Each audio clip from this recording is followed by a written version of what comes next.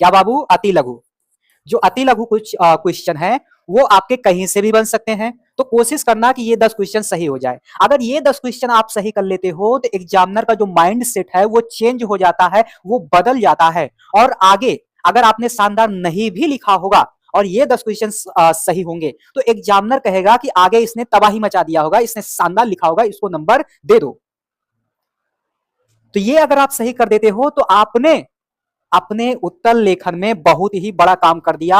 आप अगर सही से नहीं भी लिखे रहोगे तब भी उसमें शानदार नंबर आपको प्राप्त होंगे, आपको मिलेंगे। और कॉपी किसी भी हाल में आपको अधूरा छोड़ के नहीं आना है, चाहे आता रहे चाहे ना आता रहे, आपको शानदार तरीके से पूरी कॉपी, जितना पेज का डिमांड किया गया है, जितना शब्दों का डिमांड किया गया है, सारी की सारी आपको लिख कर आना है, भर के आना है। अगर लिखे रहोगे तो आपको नंबर मिलेंगे। क्लियर इतनी बात? और देखो ये हो गया, तो इसको आपको सही करना ही करना है हर हाल में। वैसे मैं जगह जगह पर बताता रहता हूं कि बाबू ये आपके अति में पूछा जा सकता है। क्लियर? और आपके लघु क्वेश्चन जो रहेंगे उसमें आपका 4 करना होगा। 4 में से आपके पास विकल्प रहेंगे, है ना? आपके पास और भी विकल्प रहेंगे, लेकिन आपको उनमें से केवल और केवल 4 ही करके आना है। और जितना मैंने बताया उसमें से 4 आपको हर हाल में हर कीमत पर मिल जाएंगे। और फिर बात आती है दीर्घ की, तो दीर्घ में आपको 2 क्वेश्चन करने होते हैं। और जितना मैंने बताया इसमें से आपको ये 2 क्वेश्चन हर हाल में मिल जाएंगे, हर हाल में मिल जाएंगे। तो ये भी आपकी रणनीति हो जाएगी। क्लियर इतनी बात? तो इस तरह से परीक्षा से पहले रणनीति बनाई जाती है। आपने महाभारत का युद्ध देखा होगा, लेकिन उसमें से आपने कुछ भी नहीं सीखा होगा, तो उसमें से आपको सीखना चाहिए। जो भगवान श्री कृष्ण है उनसे सीखना चाहिए कि आप कुछ भी बोलो, लेकिन जो आपका मन कह रहा है, जो आपका दिल कह रहा है, करो वही। आप वचन दे दो कि मैं शस्त्र नहीं उठाऊंगा, लेकिन जरूरत पड़े मार के गिरा दो।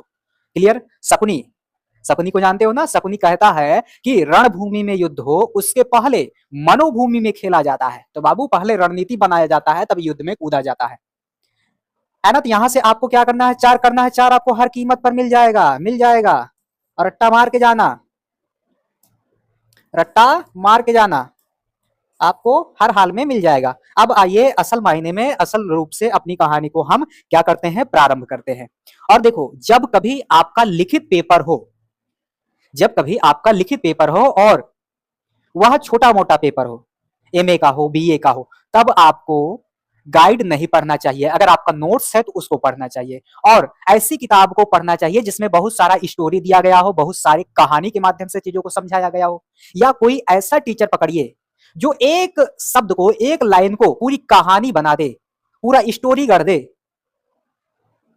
ऐसे को आप पकड़िए, ऐसे का लेक्चर देखिए, ऐसे का किताब पढ़िए, और जाके जो है आप जस का तस जो बातें पढ़े रहेंगे, जो बातें सुने रहेंगे, एग्जाम्पल वगैरह के रूप में सारी की सारी बातों को गढ़ कर, रट कर, है ना, बना के, चुना के, लिख के चले आएंगे। क्लियर इतनी बात?